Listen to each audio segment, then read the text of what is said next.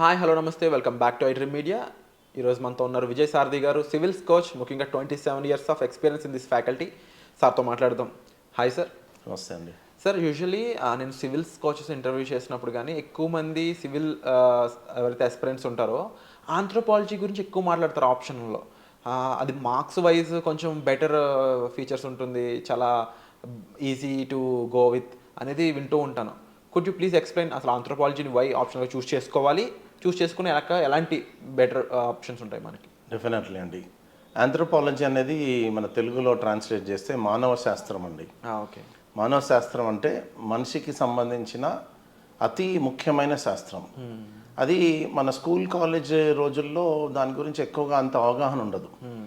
ఎప్పుడైతే సివిల్ సర్వీసెస్లో ఒకసారి వచ్చినప్పుడు వారు స్టూడెంట్స్ ఆ చాయిస్ చూసినప్పుడు వెన్ దే డిస్కవర్ ఇదేదో కొత్తగా ఉంది, లెటస్ సి అని చూసినప్పుడు దే స్టార్ట్ డిస్కవరింగ్ దెమ్సెల్స్. ఇది మనిషిని అన్ని కోణాల్లో స్పృశించే ఒక శాస్త్రం అండి.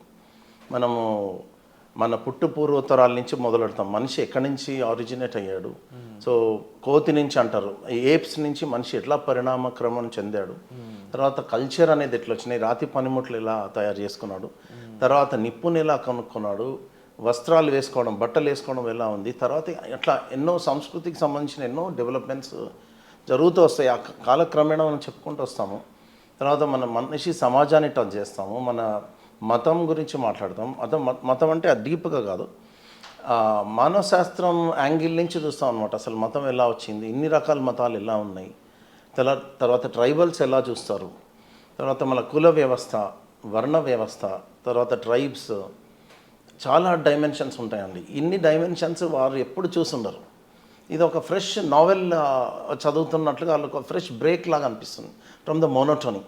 బికాజ్ మన తెలుగు రాష్ట్రాల్లో ముఖ్యంగా చిన్నప్పటి నుంచి ఇది mathematics, science, STEM kind of కోర్సెస్కి తల్లిదండ్రులు, సొసైటీ ఎంకరేజ్ చేస్తుంటుంది.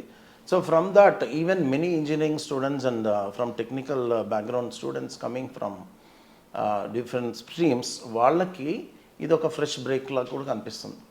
సో మనని మనం బెటర్గా అండర్స్టాండ్ చేసుకోవడంతో కాకుండా హై స్కోరింగ్ ఆప్షనల్స్ ఇదొకటి. ఎందుకంటే అక్కడ ఇవి ఎక్కువగా చాలామందికి తెలియదు కాబట్టి మినిమమ్ ఆ స్కోర్ పాయింట్స్ రాసినా వాళ్ళకి మినిమం గ్యారంటీ మార్క్స్ వస్తాయి. అండ్ గత 20-30 సంవత్సరాల నుంచి ఈ ట్రెండ్ తగ్గట్లేదు. సో టాపర్స్ కూడా వస్తున్నారు ఇందులోంచి. Top 1, 2, 3 ranks, top 10 ranks, almost like every 1 year alternate year we are getting toppers from this option. And even last time నేను కొంతమంది సివిల్ సర్వెంట్స్ ఎవరైతే ఆల్రెడీ ఎగ్జామ్స్ అండ్ ఇంటర్వ్యూస్ సైతం క్లోజ్ చేసిన వాళ్ళు ఉన్నారో వాళ్ళతో మాట్లాడినప్పుడు దే సెడ్ ఆంథ్రోపాలజీ వాళ్ళకి చాలా బాగా యూజ్ అయింది and it plays a major role అని చెప్పేసి. అంత మేజర్ రోల్ ప్లే చేసింది ఓన్లీ మార్క్స్లోనేనా, వాళ్ళ కేటగిరీ డెవలప్ అవడం కానీ వాళ్ళ లాంగ్ వ్యూ కూడా వాళ్ళకి బాగా పెరిగిందని చెప్తా ఉన్నారు. కరెక్ట్ అండి. అది ఏ విధంగా అనేది ఎక్స్ప్లెయిన్ చేస్తారు? చాలా మంచి ప్రశ్న వేశారు మీరు. ఇది ఆంథ్రోపాలజీని ఒక holistic science of man kind అని కూడా అంటాం. అంటే ఇందాక చెప్పుకున్నట్లు అన్ని కోణాల నుంచి మనం అబ్జర్వ్ చేస్తాము. సో మన స్టూడెంట్ ఎప్పుడైతే ఈ ఆప్షనల్ చదవడం మొదలెడతారో వాళ్ళకి కూడా నెమ్మదిగా ఈ 360 degree and holistic view point అనేది డెవలప్ అవుతుంది సమాజం మీద. ఇనీషియల్గా కొద్దిగా స్లోగానే ఉంటుంది, but as they go on when they start observing the society first hand. అంటే అంతకుముందు మనకి కుటుంబ వ్యవస్థ అంటే మామూలుగా మా నాన్న, తల్లి, అందరూ ఉంటారు అని ఒక జనరల్ అండర్స్టాండింగ్. ఈ ఫ్యామిలీ యొక్క బ్యాక్గ్రౌండ్ నుంచి మనం దాన్ని ఎలా వచ్చిందో చెప్పుకుంటూ వస్తాం. అట్లాగే వివాహ వ్యవస్థ, అట్లాగే బంధాలు చాలా చాలా డీప్గా ఉంటుందన్నమాట. వాళ్ళు బంధాల యొక్క ఆవశ్యకత వాళ్ళు తెలుసుకుంటారు. తర్వాత ఈ హోలిస్టిక్ డెవలప్మెంట్ వల్ల వాళ్ళు సమస్యల్ని కూడా ఎన్నో కోణాల నుంచి చూడడం మొదలయ్యి then they will arrive at long term solutions. ఈ క్రమంలో వాళ్ళ పర్సనాలిటీ ఎవల్యూషన్ కూడా అయిపోతుంది. ఎందుకంటే వాళ్ళు they start appreciating the other better. ఈ ఆంథ్రోపాలజీలో most common bottom most point ఏంటంటే you understand the other better. మనని మనం అర్థం చేసుకోవడం ఎప్పుడు పాసిబుల్ అవుతుందంటే అవతల వాళ్ళని మనం చక్కగా అర్థం చేసుకున్నప్పుడు ఆటోమేటిక్గా వాళ్ళకి మనం టైం ఇచ్చినప్పుడు వాళ్ళు మనకి టైం ఇస్తారు, వాళ్ళు మనతో డీప్గా మూవ్ అవ్వడం మొదలెడతారు. దాంతో బంధాలు బెటర్ అవుతాయి, ఆ సంబంధాలు బాగా బెటర్ అయ్యి వాళ్ళకి లైఫ్ చాలా కలర్ఫుల్గా కనిపిస్తుంది. అంతకుముందు మోనోటోనస్గా ఎంతసేపు పరుగులు, మనం జీవితంలో ఇది సాధించాలి అది సాధించాలి, people are only running after goals. ఈ ట్రావెల్ అనేది జర్నీ అన్నది మర్చిపోతున్నాం. ఆంథ్రోపాలజీ సబ్జెక్ట్ కూడా అలాగే ఉంటుంది. జర్నీ చాలా బ్యూటిఫుల్గా ఉంటుంది.